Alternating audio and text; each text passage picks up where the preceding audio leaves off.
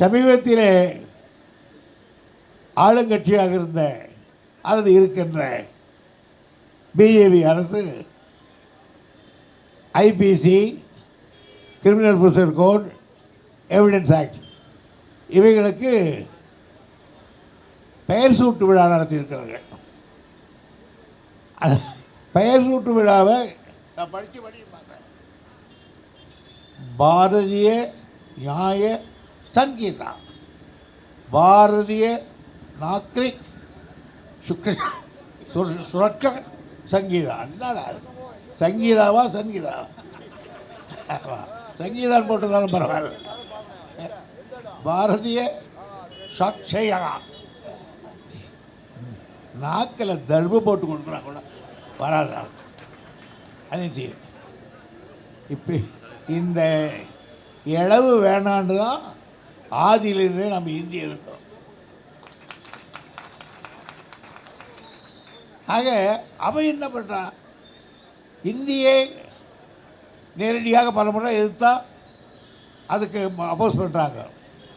மெல்ல சட்டத்துறையிலும் கை வைக்க வேண்டும் என்பதற்காக இது செய்திருக்கிறார்கள். இந்த பெயர் மாற்றத்தை தவிர அதில் சில சில மாறுதல்களை செய்திருக்கிறார்கள். அவையெல்லாம் நீங்கள் படித்து பார்த்துருப்பீங்க. ஆனால் அந்த பெயர் மாற்றத்திற்கு எதுக்காக செய்கிறான்? கொஞ்சம் கொஞ்சமாக இந்தியை நீங்கள் கோர்ட்டில் எல்லா இடங்களும் நீதிமன்றத்தில் இந்த பெயர் உச்சரிக்கப்பட வேண்டும். இந்த பெயர் உச்சரிக்கப்பட்டால் அது பலருடைய காதிலே விடும். பிறகு அது கொஞ்சம் பழக்கப்பட்டு போய்விடும்.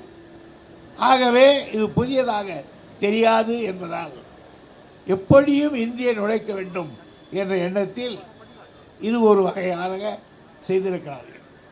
இது ஒரு வகை. ரெண்டாவது, யார் பதவிக்கு வந்தவர்கள் நிலையாக அந்த இடத்திலே இருக்க வேண்டும், அதற்காக ஒரு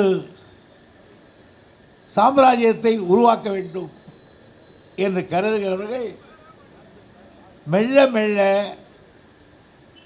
நீதித்துறையில் தான் கை வைப்பார்கள். காரணம், அதிகாரத்தில் இருப்பவர்கள் யாரும் தங்களை கேள்வி கேட்கக்கூடாது. அப்படியானால் கேள்வி பொதுமக்கள் கேட்கிற இடம் நீதிமன்றங்கள். எனவேதான் நீதிமன்றங்களுக்கு செல்ல முடியாதபடி சில சட்ட திட்டங்களை உருவாக்குவதவர்கள், சில சட்ட திட்டங்களை கடுமையாக்குவது.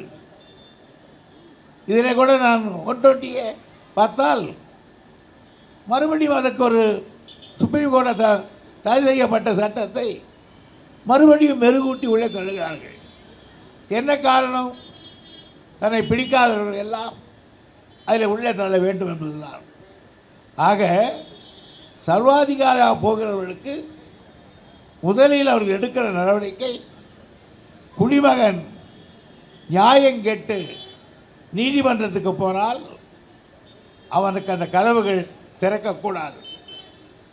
அப்படி திறக்காமல் அவன் இருந்தால் பிறகு நாம் ஆட்சியை நடத்துவதிலும் அனுபவத்திலும் யாரும் நம்மளை கேட்க முடியாது என்ற எண்ணம் இருக்கிறது. அந்த எண்ணத்தின் அடிப்படையில் தான் கொஞ்சம் கொஞ்சமாக இப்படிப்பட்ட திட்டங்களை வைத்திருக்கிறார்கள். இவ்வளோ பெரிய வழக்கறிஞர்கள் கிட்டத்தட்ட 1000-1500 பேர்கள் இன்றைக்கு கட்சி வித்தியாசம் இல்லாமல் இந்த உண்ணாவிரத்தை கலந்து கொண்டிருப்பது பாராட்டுக்குரியது கூட. இந்தியாவில் நான் இந்த சட்டத்திட்ட திருத்தங்களுக்கெல்லாம் யார் யார் எதிர்ப்பு தெரிவித்திருக்கிறார்கள் என்பதை சில நேரங்களில் நான் படித்து பார்ப்பது உண்டு. எனக்கு இருக்கிற ஒரு மனக்குறை, இதற்கு நியாயமாக ஒரு இது சட்டத்திட்டத்தை எதிர்த்து கருத்து சொல்லி இருக்க வேண்டியவர் சுப்ரீம் கோர்ட்டினுடைய தலைமை நீதிபதி அவர்கள்தான். காரணம், நியாயத்தை உணர்ந்து பேசக்கூடியவர்.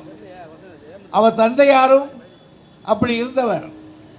எனவே இப்படிப்பட்ட போக்கை ஆரம்பத்திலேயே தட்டி நிறுத்த வேண்டியது நீதிபதிகளுடைய கடமையாகும்.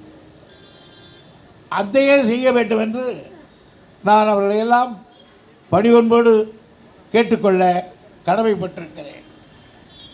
பெயரை மாற்றுவதிலே கூட எப்படி 140 பேரோ என்னமோ 140 பேர் எதிர்கட்சியில் இருக்கா, எல்லாரையும் வெளியே தள்ளிட்டு கதவை மூடிட்டு ஆளுங்கட்சிக்காரனே உட்கார்ந்துக்கிட்டு இதுக்கு ஆகும் என்பவர் அதிகம் என்று சொல்லி இந்த சட்டத்தை திருத்தியிருக்கிறார் என்றால் இதை இந்த நேரத்திலே சுப்ரீம் கோர்ட் குப்பத்தொட்டியிலே வீசி எறிந்திருக்க வேண்டும். அதைத்தான் நான் சொல்லுகிறேன். இந்த சட்ட திருத்தம் சர்வாதிகாரத்தை நோக்கி போவதாகவே நான் உணர்கிறேன். அந்த 120A மறுபடியும் கொடுத்துருக்கோம், அதே சட்டத்தை மறுபடியும் இணைச்சிருக்காங்க. ஆக அரசை எதிர்த்து பேசுகிறவனெல்லாம் 120 உள்ள தள்ளிடுவான். இன்னொன்று எனக்கே ஆச்சரியம், கைது செய்யப்பட்டவன் மயில் எடுக்கிறதுக்கு 15 நாள் 90. என்னடா எவன்டா அது சொல்லி கொடுத்தவன் கவர்மெண்ட்டுக்கு? எஃப்எல் படிக்கிற ஸ்டூடெண்ட்டு இருந்தாங்களோ ஒழுங்காக அமெண்ட்மெண்ட் செய்து கொடுத்துருப்பான்.